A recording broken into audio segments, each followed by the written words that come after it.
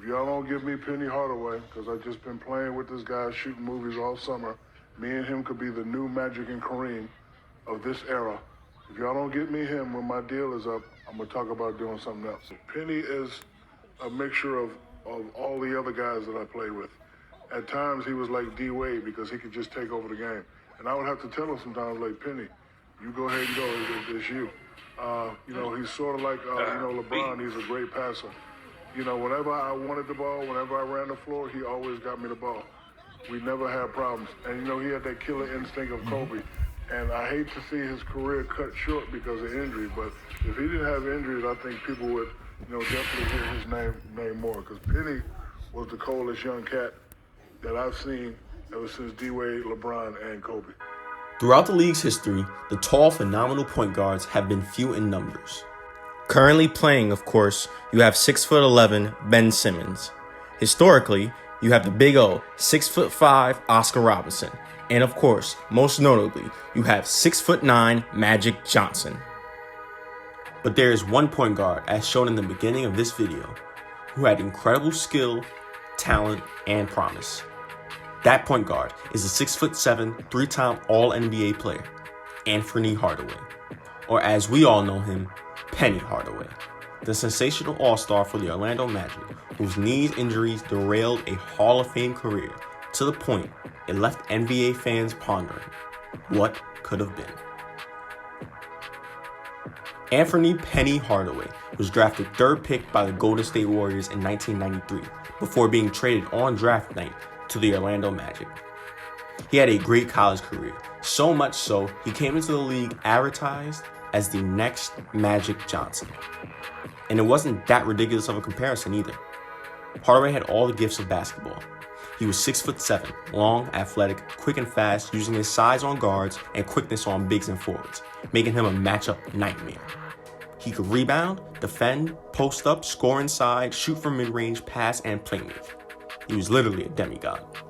And he joined the perfect team and perfect situation in Orlando. Just like Hardaway's comparison had a dominant center in Kareem Abdul-Jabbar, Penny had his dominant center. He had Shaquille O'Neal.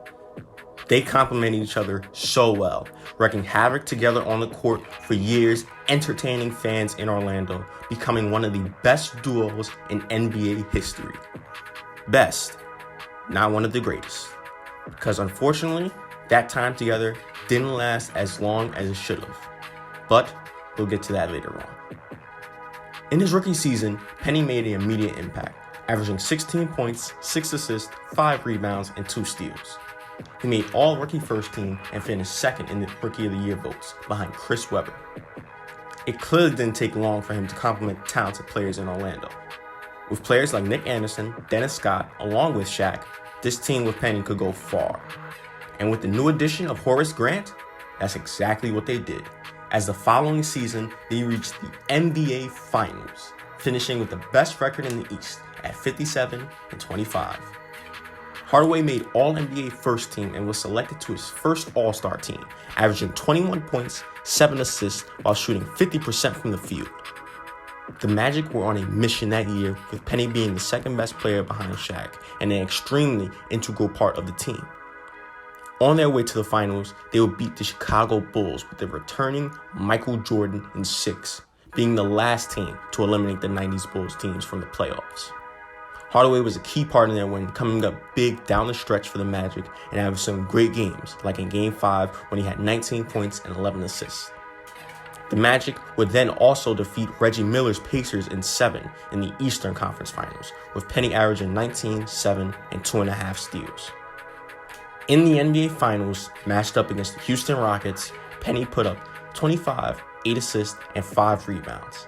But unfortunately for him, the Magic would get swept, looking like they couldn't recover from the devastating Game 1 loss.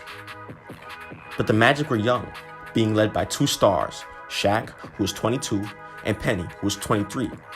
It seemed like the Magic's plans would have many finals appearances and championships in the future, right?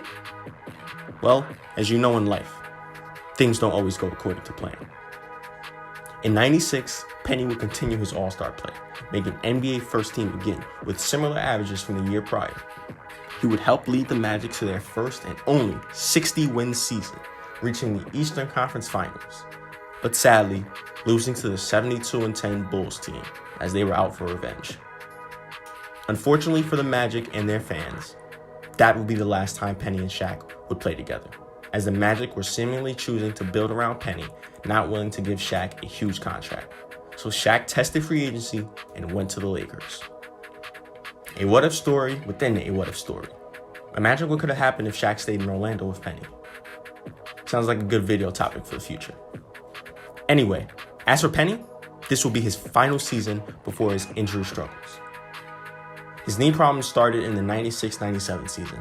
Hardaway would miss 23 games, but still made All-Star and All-NBA, averaging 20 points, 6 assists, 4 rebounds.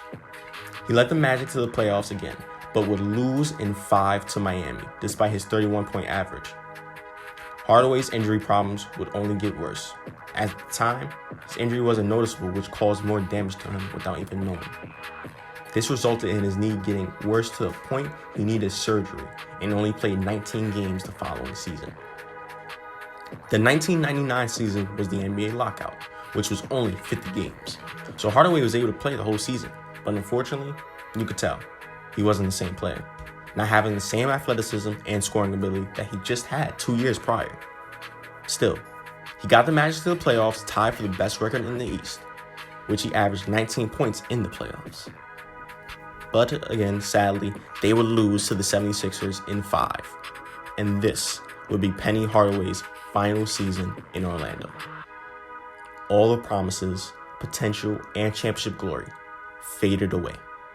From the iconic and what could have been legendary duo with Shaquille O'Neal to a disappointing and injury-riddled final 3 seasons in Orlando.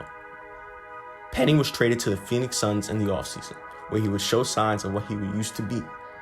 Playing alongside Jason Kidd, Hardaway averaged 17 points, 6 rebounds, and 5 assists, helping lead them to the playoffs. He had a great pro season run, helping the Suns eliminate the Kings in the first round, including a triple-double performance in Game 3. They would go on to lose in the second round, however, to Penny's old teammate, Shaq, and the Lakers in 5, who would go on to be the champions that year. Sadly, Hardaway's injury bug returned as he would need to have 2 surgeries on his left knee, forcing him to only play 4 games the next season. He would never return to even being close to All-Star form again. He remained in Phoenix until being traded in a package with Stephon Marbury to the Knicks in 2004. His final season was in 2008 with the Miami Heat, leaving a sad and disappointing mark on his career. A career that had great potential to be one of the best in NBA history. One of, if not the best point guard of all time, perhaps. Multiple-time NBA champion with Orlando. Who knows? The ceiling was high for Penny. He could have been one of the game's greatest. Now, he's one of the game's biggest what-if stories.